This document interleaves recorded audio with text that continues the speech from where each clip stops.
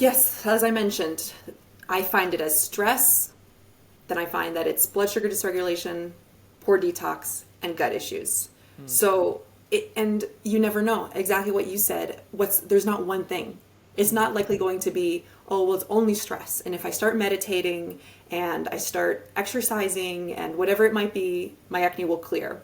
It's typically a little bit of each of those buckets. So no matter what approach we take, we always incorporate everything from those 4 categories.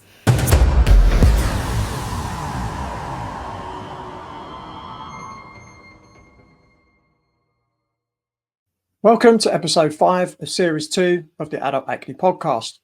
And in this episode, I share the views of nutritional therapist Diana Rasutis. Diana shares the 4 main issues that cause acne. And of course, Diana shares how to overcome these causes to help you eradicate your acne forever. Enjoy. From your experience, and again, we've touched on this a little bit already, but what would you say are the key causes of acne? Yes, as I mentioned, I find it as stress. Then I find that it's blood sugar dysregulation, poor detox, and gut issues. So, and you never know exactly what you said. There's not one thing. It's not likely going to be, oh, well, it's only stress. And if I start meditating and I start exercising and whatever it might be, my acne will clear. It's typically a little bit of each of those buckets. So no matter what approach we take, we always incorporate everything from those 4 categories. So stress, it is very important as part of the acne process because when your body is in fight or flight mode, it just can't heal. And that's just the truth. So if you're not able to calm your stress response and get to that place where your body can heal, your acne is not going to go away. And stress also contributes to so many other factors. One major thing that I find is associated with gut health is that it reduces your digestive power. When you're stressed, you're not producing high amounts of stomach acid, high amounts of enzymes that are able to digest your food. If you're not digesting your food, there's undigested proteins, which can cause leaky gut, which can leak into your bloodstream, cause an inflammatory response. And for someone who is acne prone, that inflammatory response is going to come up in the skin. Everyone's different. So there's many aspects of stress that you need to think about, but it's really important to find ways to lower your stress. So it could be practices that include things like meditation, spending time in nature, making sure that your sleep is dialed in because getting poor sleep leads to high stress, which will lead to that cascade. Getting rid of toxic people in your life, not watching the news if that's what it comes to. All these things are adding to our stress response. And in the world we live in, you really have to take a stance and put an effort into reducing those stressors. So if there's one thing to start with, I say a bedtime routine is a really good place. So just making sure that you're in a really rested space before bed, maybe an hour or 2, turning off your phone, put it into airplane mode, not watching the news, not working, taking a bath, reading a book, a paper book too. That's what I would recommend, is to stay away from blue light and any type of EMF exposure if you're sensitive to that. Journaling, whatever that might be, maybe yin yoga, meditation. So just really calming down to help with the stress response, because that'll be one of the main factors of helping in your acne journey. Yeah, I mean, I think probably all acne sufferers can relate to a time in their life when they were stressing about something. So it might be a job interview, it might be going on a first date or something like that, and they're a bit anxious or stressed, and they're thinking, oh no, don't let my skin break out for this, right? And what happens? Your skin breaks out when you're stressed. And you think, well, why would that be, right? Well, one of the reasons, I mean, you've mentioned plenty of reasons, but one of the reasons also is that stress also leads to leaky gut syndrome, right? So the tight junctions loosen when you're stressed, and then, if you've got food in your gut that's undigested, for instance, that can leak into the bloodstream. Now your immune system's going to attack it and it's going to cause inflammation. The other thing as well, and I'm not sure how big a factor it is, I've certainly not seen any science on this because I've done a fair bit of research into the science, is that also when you're stressed, the hormone cortisol releases sugar from muscles in your body into your bloodstream. What does your pancreas do when there's too much sugar in your bloodstream? It releases insulin. What does insulin do? Well, insulin also stimulates other hormones And together they stimulate the sebaceous glands, they stimulate skin cell activation, which can block pores and can cause things like whiteheads and blackheads, etc., etc. So I do find that most people tend to overlook stress as one of the factors with acne. I don't see too many other people talking about it, to be honest. So you're one of the first people I actually heard mention stress as one of the key factors, which is quite surprising. That is, yeah. It's such an important thing to take care of for the acne process. I mean, I'm working with a guy at the moment. He actually has psoriasis, and he said to me, "Oh, I got on an aeroplane and went on holiday, and my skin was perfect, and I got back on the plane, and my skin broke out." It's like, well, that tells you something about your lifestyle when you're in England, right? Someone that works all the hours under the sun, right? Always stressing about work. But yet you go on holiday. What do you do when you go on holiday generally? You relax. You don't have all the stresses of everyday life. And, you know, some people will get psoriasis, some people get eczema, some people get acne. But that's certainly something I see in a lot of symptoms. I've had people come to me and they say, "Oh, yeah, I've got really bad back pain or knee pain or whatever it might be." And they go on holiday and they're surfing every day, even though they can barely walk in England. They can eat bread and not get bloated. And they come back to the UK, where even before they've landed on the aeroplane, all their symptoms have come back. Yeah. Which, to me, just shows you the importance of not allowing yourself to become too stressed. And again, you know, all the things that you mentioned, getting to bed early, having a bedtime routine, meditation, yoga, Tai Chi, whatever it might be, but also setting really clear values on, you know, what you're allowing yourself to put yourself through on a daily basis. You know, I know most people have got quite stressful jobs, and when you sit back and think about that, say, why would you be stressed about your job, right? Because we spend most of our lives working, and I think for a lot of people it's because they're not in the right job. So maybe taking a step back and asking yourself, if you're stressed, well, why are you stressed, and what can you do about it? And one of the things for me that I think is really important, and it's on a similar subject, but it's slightly different, and that's mindset.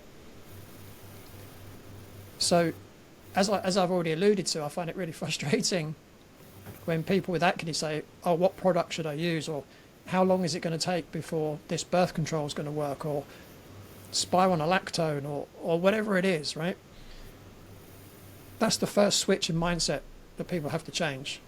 It's not what treatment am I going to use, but how am I going to cure my acne? Two completely different things, right? How am I going to find the root cause?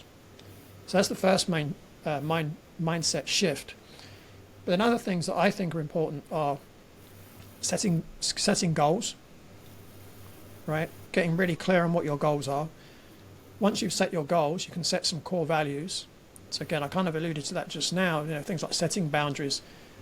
What are your working hours going to be? How often are you going to exercise each week? What kind of diet are you going to eat? How are you going to eat it? Right? So you're setting these core values. So that core values are like rules that you live your life by to achieve your goals, right?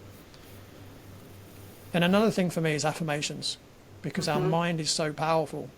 You know, if you keep telling yourself something, your brain doesn't know whether it's true or not. So I often get clients to come up with affirmation statements, which are positive statements of how they want their skin to look. Not how it is now, but how they want it to look. But they say it in the present tense. So it's already like it now. And one of the rules is that they can't use a negative word. So they can't say, "Well, I don't want acne." So you can't say "don't." You can't say acne either, actually, by the way, because that's another negative word. So someone could say something like, "I have beautifully clear, glowing skin." That could be an affirmation statement. And I say, just say that as many times a day as you possibly can, because you're creating a vibration, and everything in the universe is a vibration. I love that. And the more you say it, the more you're going to attract whatever it is you need to create that in your life. Mm-hmm. So yeah, it's kind of on the same space to a degree as stress, but I do actually see those slightly differently. Yeah, I think that's a really good point to make, to sort of separate those, because stress reduction is one thing, but the mindset work definitely is a very important piece. And I love that you use affirmations. I find that for some people it's so helpful, and it just gives them so much confidence and calm to work on those types of mindset tasks. Yeah.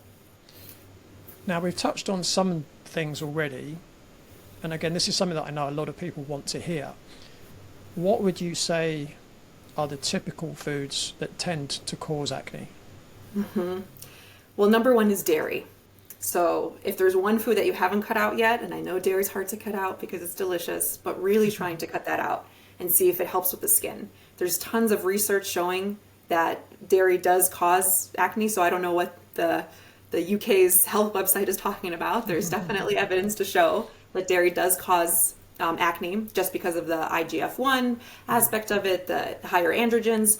Also, another thing is the hormonal aspect of dairy. So, dairy does come from cows who do have hormones. It could be natural hormones, but then there's a whole other topic of synthetic hormones. So just definitely stay away from those. But even natural hormones, and they could be affecting your body if you're sensitive to that. So dairy would be the first food I would say. Yeah, I just want to add something there with dairy. What is dairy for? It's for rapid growth, right? So what does it do with an adult? Well, one of the things you mentioned, IGF-1. Well, IGF-1, insulin and testosterone all stimulate the sebaceous gland, right? So you're creating excess sebum by having dairy, and that's just one mechanism of dairy. But there's only two periods of life where we have rapid growth. One is when we're a baby, and the other one is when we're a teenager. But as an evolving species, we would only have had dairy as a baby. We would never have had it as an adult. Now, I'm not saying dairy per se is unhealthy. I'm not saying that. But in terms of someone that has acne, you're kind of, putting fuel on the fire if you've got acne and you're having dairy products. I would say that some people can get away with butter. But certainly things like milk, yogurt, cream, things like that, I'd strongly advise people don't have those at all.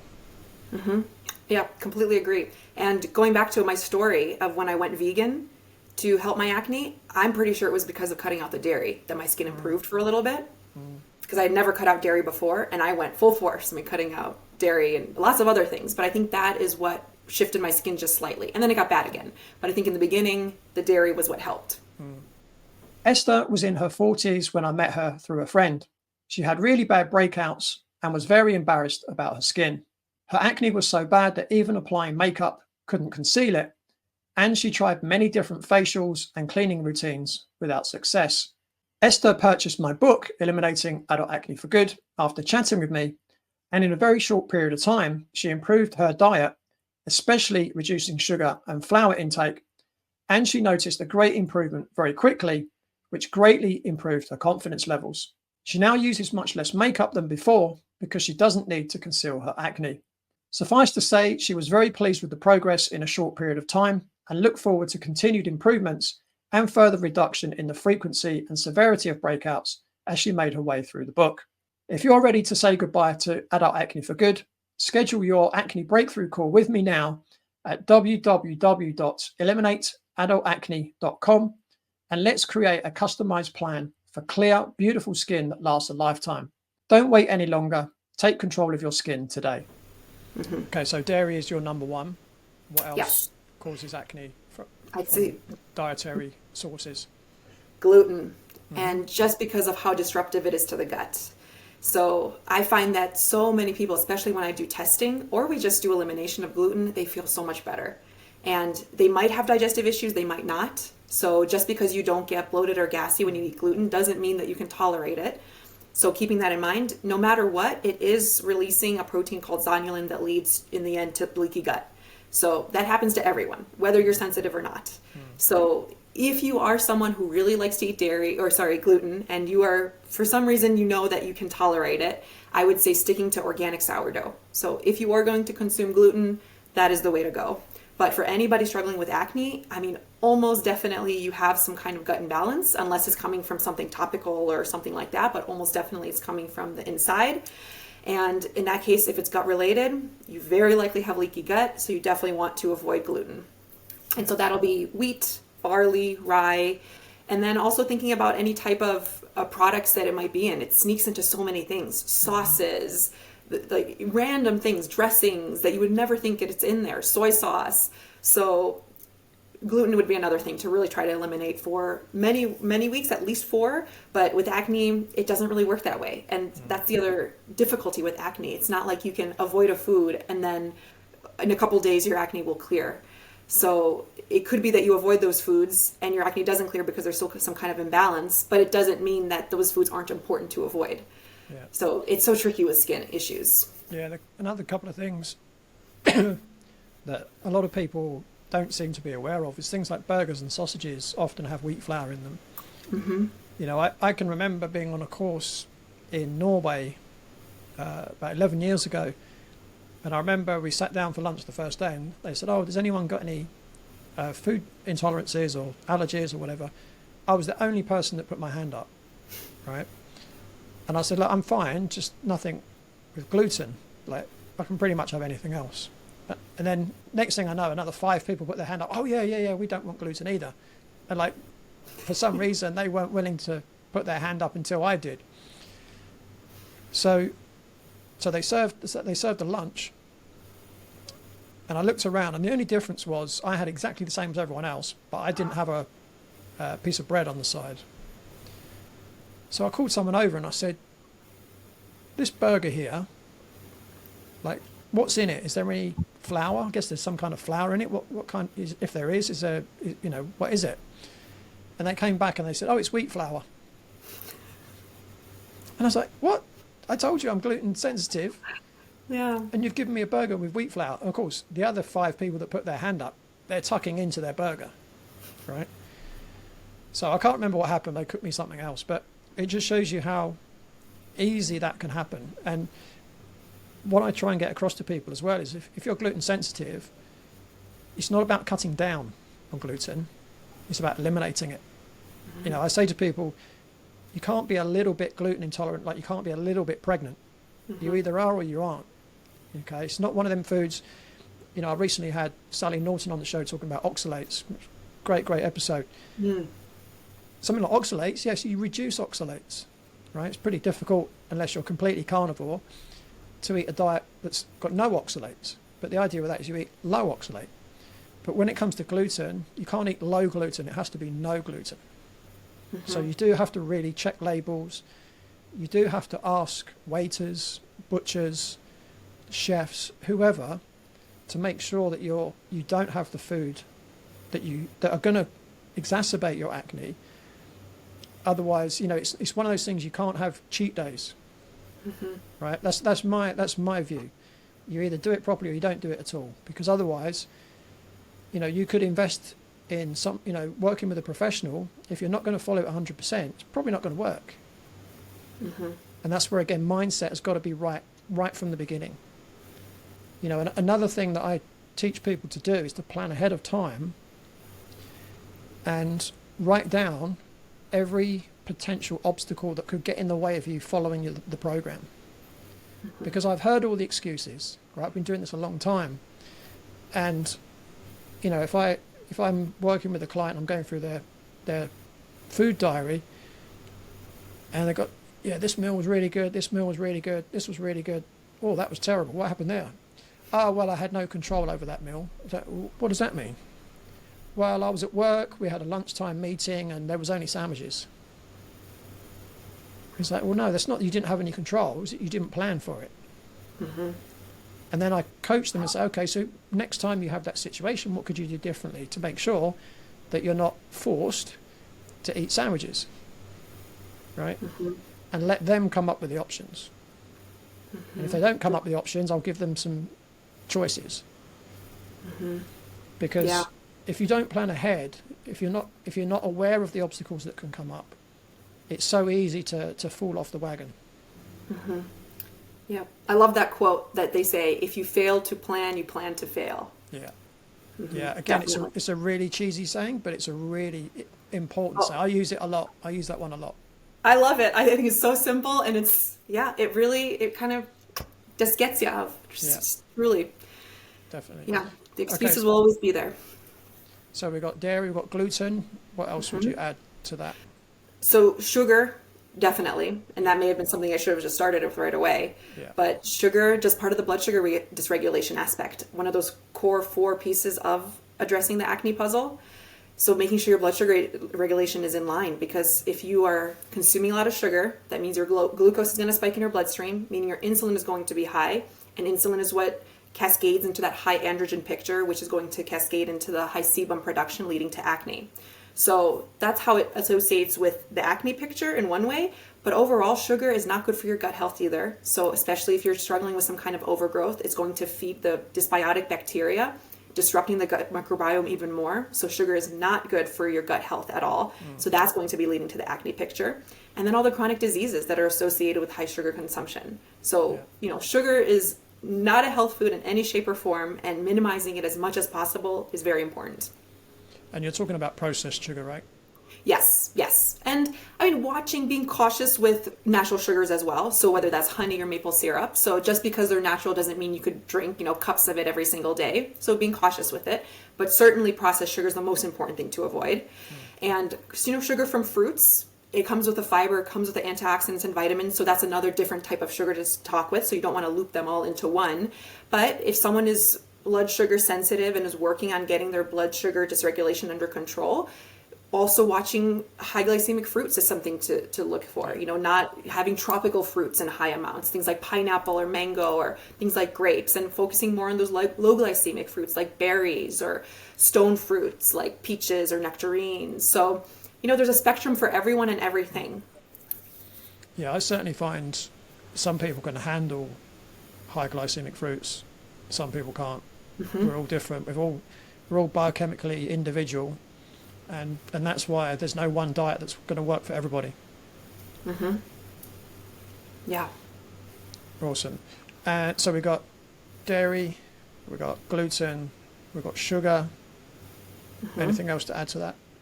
I'd say seed oils. So these are highly processed, refined oils. They call them vegetable oils, at least they do in America. They're not vegetable oils, they're seed oils. And the main problem with those is that the omega-6 and 3 balance is extremely off. So as humans, in the past, we used to eat a very high omega-3 diet and very low omega-6. But now with modern day processed foods and so many of these seed oils sneaking in, our omega-6 has skyrocketed and we're eating much less omega-3 comparatively. And that is inflammatory to the body. Yeah. So really watching the processed foods, I have a client in the UK and she just sent me a protein shake. And the third ingredient on a protein shake was rapeseed oil or canola oil. Wow. And nothing's organic. And she's dealing with skin issues. So, it sneaks in and you think, this healthy protein shake made with pea protein. And it has all this junk in it. And it had sucralose in it too, which is a processed sugar, which is terrible for your gut health. Oh, that actually gives me really bad stomachache. Like, if I've occasionally taken it without realizing it, I'll go and check a label. Oh, sucralose. And canola oil does the same to my gut, actually. Yeah. Because a few times when I've been in the States and I've gone to like a Whole Foods and I've picked up a salad to eat, this was like, a long time ago before I knew what canola oil even was. And,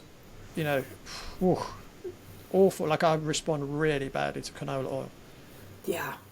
So canola oil, or also called rapeseed oil. Other ones are going to be soybean oil. That's one to avoid. Safflower, rice bran, what are some other ones? Grapeseed oil for some people is inflammatory, you want to avoid. Sunflower oil also is one to potentially avoid. So really, when we talk about oils and fats with my clients, we stick to olive oil, coconut oil if they can tolerate it, butter if they can tolerate it, avocado oil, and then tallows and and animal fats. Those are the ones I like clients to stick to. Yeah. Yeah, it's interesting you talk about protein powders in the UK. I actually shot a video this morning. I haven't put it up on my social media yet, but people have been asking me for recipes for protein shakes. So I literally recorded one this morning. So people listening to this, if you want to know about a good protein shake in the UK, it's only available in the UK. By the time this comes out, it probably still won't be up on my Instagram account just yet, but you might want to watch out for that. Great, I'll send that to that client. Yeah, awesome. Anything else you want to add before we wrap up? In general, one thing that I like to mention to clients, and this seems so basic, but is part of the stress and is part of the gut health, is chewing food.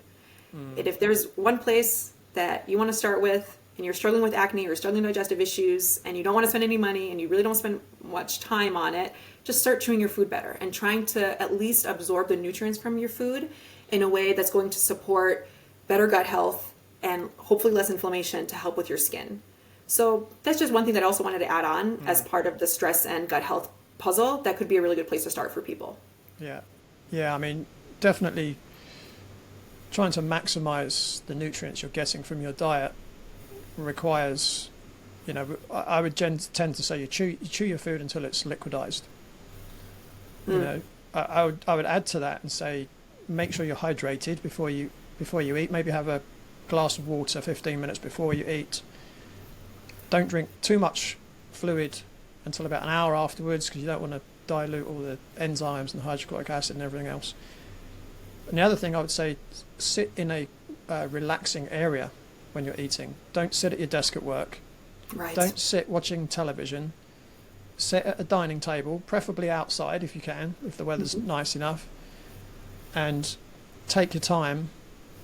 And don't be watching a mobile device. Don't be on your phone or your iPad or your laptop.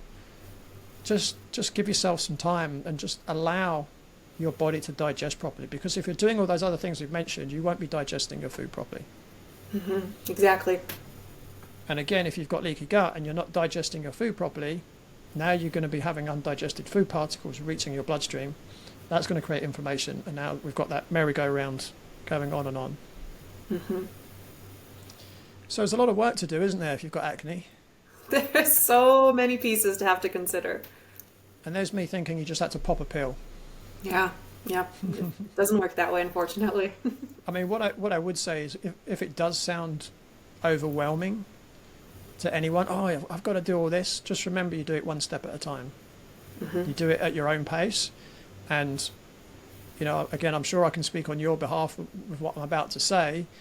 It's more than worth the effort.